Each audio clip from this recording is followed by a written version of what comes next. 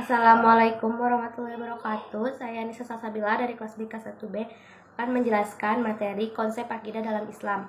Dalam bahasa Arab, akidah adalah kata yang berasal dari al-aqdu yang berarti ikatan, atau siku yang berarti kepercayaan atau keyakinan yang kuat, al-ihkamu yang artinya mengokohkan atau menetapkan, dan arabtu bikuwah yang berarti mengikat dengan kuat.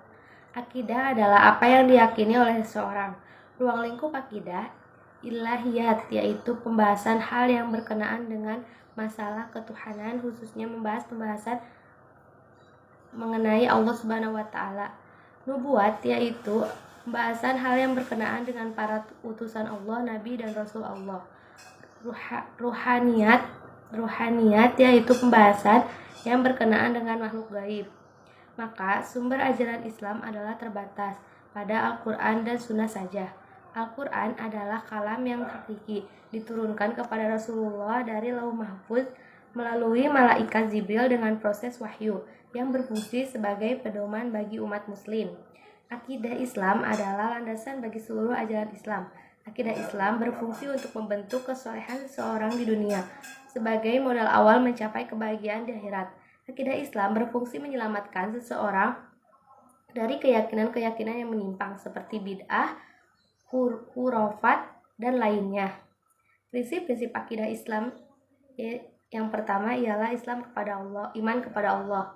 Beriman kepada Allah adalah meyakini dengan penuh kesadaran bahwa Allah lah zat yang paling berhak disembah karena Dia menciptakan dan membina, mendidik, dan menyediakan segala kebutuhan manusia.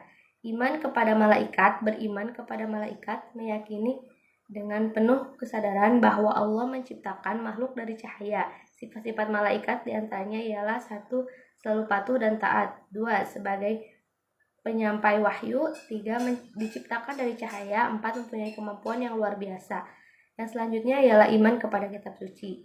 Kitab-kitab yang berasal dari firman Allah seluruhnya ada 4. Yang pertama, Taurat diturunkan kepada Nabi Musa alaihissalam, yang kedua Zabur diturunkan kepada Nabi Daud alaihissalam, yang ketiga Injil diturunkan kepada Nabi Isa alaihissalam, yang keempat atau terakhir Al-Quran diturunkan kepada Nabi Muhammad SAW. Iman yang selanjutnya, iman kepada Nabi dan Rasul. Allah mengutus para Nabi dan Rasul untuk membawa kabar gembira kepada umat manusia, memberi teladan, akhlak mulia, dan berpegang teguh terhadap ajaran Allah. Sifat-sifat yang ada pada diri Nabi dan Rasul adalah sidik, amanah, fatonah, dan tablik. Yang selanjutnya ialah iman kepada hari akhir. Beriman kepada hari akhir adalah meyakini bahwa manusia akan mengalami kesudahan dan meminta pertanggungjawaban di kemudian hari.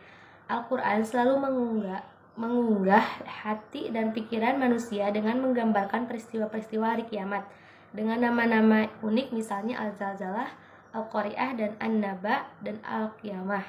Istilah-istilah tersebut mencerminkan peristiwa dan keadaan pada manusia pada saat itu. Yang selanjutnya ialah iman kepada qada dan qadar.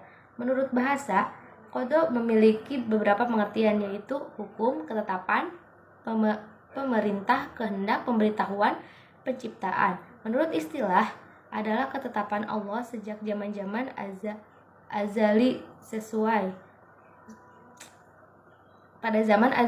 sesuai dengan irodahnya tentang segala sesuatu yang berkenaan dengan makhluk. Sedangkan qadar adalah kejadian suatu ciptaan yang sesuai dengan penetapan iman kepada qada dan qadar. Artinya percaya dan yakin dengan sepenuh hati bahwa Allah telah menentukan tentang segala sesuatu bagi makhluknya. Para ulama dalam membagi takdir menjadi 2, yaitu takdir mu'allaq adalah takdir yang berkaitan dengan ikhtiar usaha manusia, misalnya orang miskin bertambah menjadi orang kaya atau atas kerja kerasnya. Yang kedua, takdir mubrom adalah takdir yang terjadi pada diri manusia dan tidak dapat diubah-ubah, misalnya kematian, kelahiran, dan jenis kelamin.